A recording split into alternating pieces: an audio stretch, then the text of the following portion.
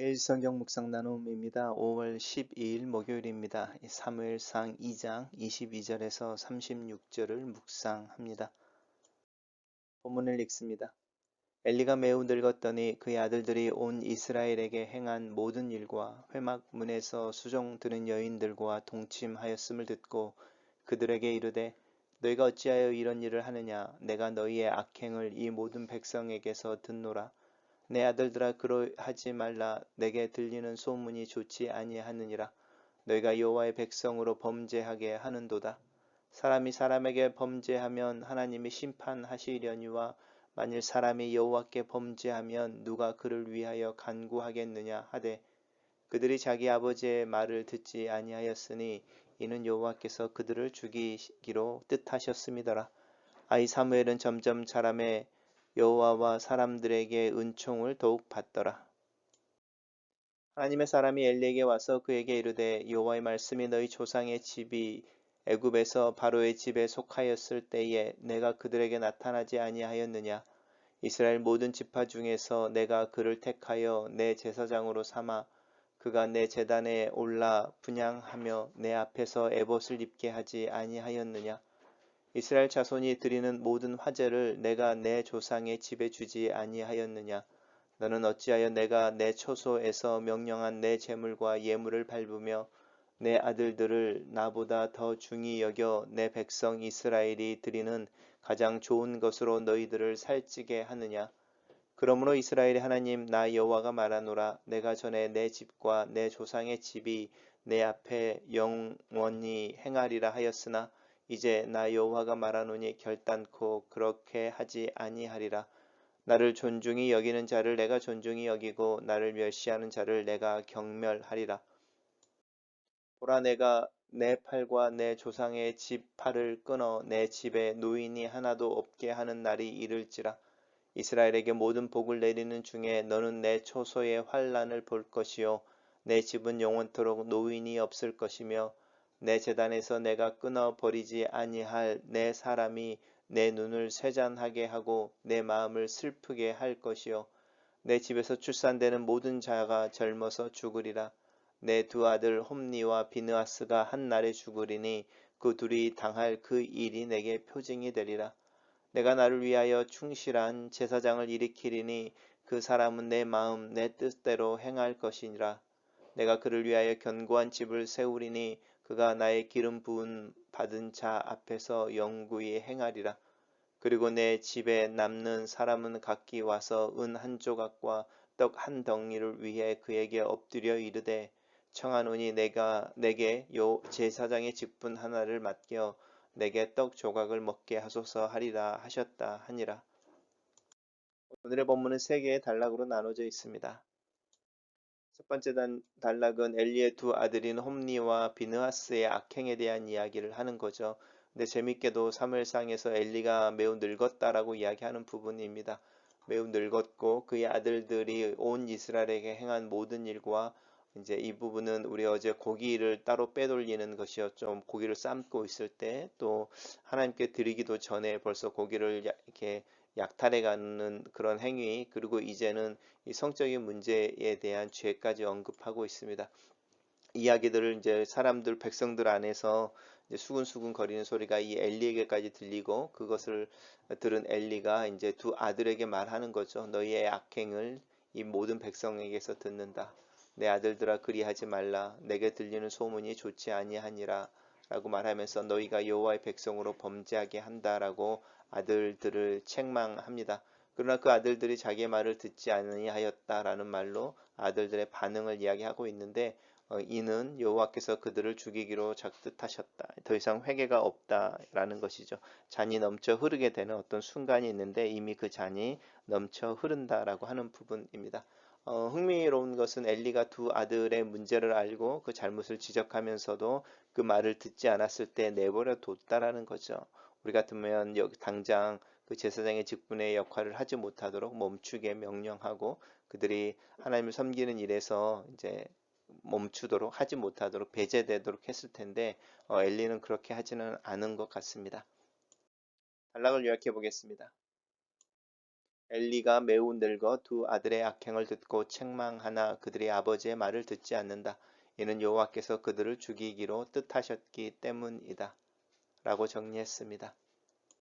두 번째 단락은 두 아들에 비해서 다른 아이를 이야기하는 거죠. 아이 사무엘이 점점 자라매 하나님과 사람들에게 더욱더 은총을 받았다. 마치 예수님께서 자라나는 장면을 이야기할 때 사실은 이 본문을 그대로 가져다가 누가가 예수님이 자라시는 모습을 기록했던 것처럼 여겨집니다.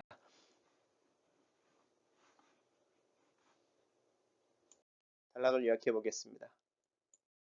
이 사무엘이 점점 자라매 여호와와 사람들에게 은총을 더욱 받더라. 그대로 정리했습니다.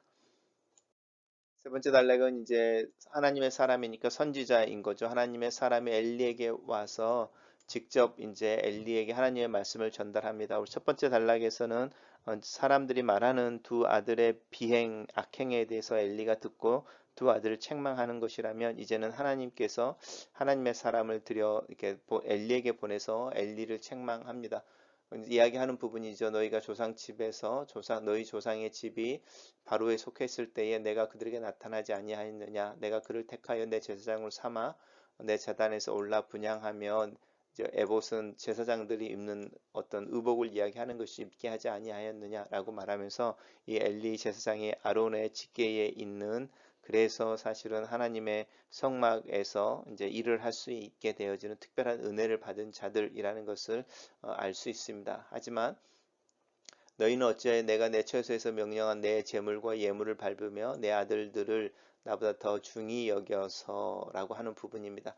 엘리를 책망하고 있습니다. 엘리 네가 악행을 보았다면 그 두 아들이 성막에 들어가지 못하고 제사장의 역할에서 배제되게 해야 하는데 그것을 놔두는 이유는 네가 두 아들을 나보다 더 중히 여기기 때문이다 라고 말하는 것이고 사실은 그렇게 하는 것 중에 이유 중에 하나는 그렇게 해서 그 아들들이 따로 빼돌린 그 고기들로 너희들이 이제 엘리를 포함해서 엘리의 두 아들과 엘리의 전체 가문을 이야기하는 것이죠. 스스로 살찌게 하고 있다라고 엘리 제사장을 탓하고 있습니다. 그러면서 이제 하나님의 심판이 나오는 부분인데요.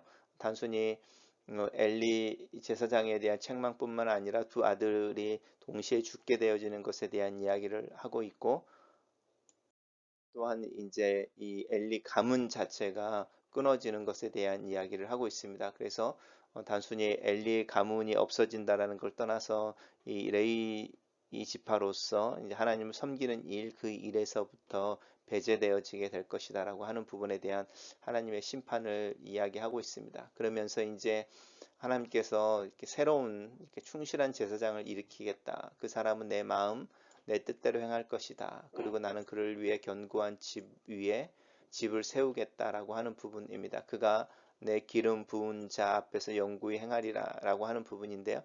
우리가 이제 이 부분은 우리의 그 사무엘의 이야기를 다 알고 있으니까 사실 사무엘을 이야기하는 것 같고 그리고 사무엘에 의해서 기름을 부음을 받고 세워지는 다윗을 이야기하는 것처럼 여겨집니다. 단락을 요약해 보겠습니다. 하나님의 사람이 엘리에게 와서 여호와의 제사를 멸시하는 것을 책망하고 두 아들의 죽음이 엘리 가문에 대한 심판과 새로운 제사장이 세워질 것을 대언한다. 이렇게 정리했습니다. 첫 번째 묵상 나눔입니다. 두 아들의 악행이 아버지인 엘리의 귀에까지 들린다. 하나님께 드리는 제사를 멸시했던 두 아들은 이제 회막문에서 수종 드는 여인들과 동침하는 죄까지 범한다. 그들은 아버지 엘리의 말도 듣지 않는다. 아무도 두려워하지 않는다. 하나님을 무서워하지 않는데 어떤 사람을 또 어떤 누구를 무서워할까 싶다. 자신의 잘못과 죄를 부끄러워하지 않을 때 그는 이미 하나님 앞에 죽은 자가 된다. 하나님께서 회개의 문을 그렇게 닫아 버리신다. 너무 늦어 버리는 그리고 돌이킬 수 없는 때가 있다. 하나님의 음성에 민감하다는 것은 회개의 때, 구원의 날, 은혜의 때를 놓치지 않는 것을 의미한다. 나에게 주어지는 오늘은 하나님이 나에게 주시는 기회이다. 겸손함으로 하나님 앞에 선다. 나를 아시는 하나님 앞에 서서 작은 믿음이지만 하나님을 신뢰함으로 오늘 하루를 살기를 결심하고 새로운 하루를 기대한다. 하나님 앞에 살아있는 자로 사는 하루를 위해 기도한다. 두 번째 묵상 나눔입니다. 엘리의 두 아들과 달리 사무엘은 여호와와 사람 앞에서 은총을 받으면서 자라간다. 하나님께서 그런 사무엘을 보시고 좋다고 여기시는 것이 분명하다. 내 아이들이 사무엘처럼 자라기를 기도한다. 우리 교회 아이들이 사무엘처럼 자라기를 기도한다. 하나님을 인지하고 하나님을 의식하고 하나님 앞에 살아갈 때 지혜롭고 정직하며 책임질 줄 아는 아이로 자라나는 것을 믿는다. 세 번째 묵상 나눔입니다. 엘리의 두 아들의 범죄는 그들의 범죄이기 전에 아버지인 엘리의 문제가 된다. 두 사람의 범죄가 아니라 그들이 속한 한 집안, 한 가문의 문제가 된다. 하나님의 사람은 엘리의 두 아들의 범죄를 책망하는 것을 뛰어넘어 엘리의 문제를 책망한다. 제사장이면서도 하나님을 중하게 여기지 않는 죄는 두 아들이 죄를 짓기 전에 엘리에게서부터 시작되는 죄이다. 나에게 주어진 직분을 은혜로 받을 뿐 아니라 무거운 책임으로 받아야 한다. 누리는 자유와 책임에 대한 이해가 필요하다. 하나님께서 새로운 일을 행하시기 전에 하나님을 향해 돌아서야 한다. 하나님을 향해 또 하나님과 함께 걸어가야 한다. 글로 쓰는 기도입니다. 살아계신 하나님, 가장으로서의 책임을 느낍니다. 내 아이들의 신앙에 대한 책임이 아버지인 나에게 있는 것을 인식합니다. 강제로 신앙을 심어줄 수 없는 일이지만 그들이 신앙을 외면하도록 놔두어서는 안 되는 것을 인정합니다. 내 가정의 믿음 생활을 위해 기도합니다. 하나님을 향해 함께 서는 믿음의 가정이 되기를 기도합니다. 아버지로서 내 역할을 잘 감당할 수 있기를 나를 도와주시기를 예수님 이름으로 기도합니다. 아멘.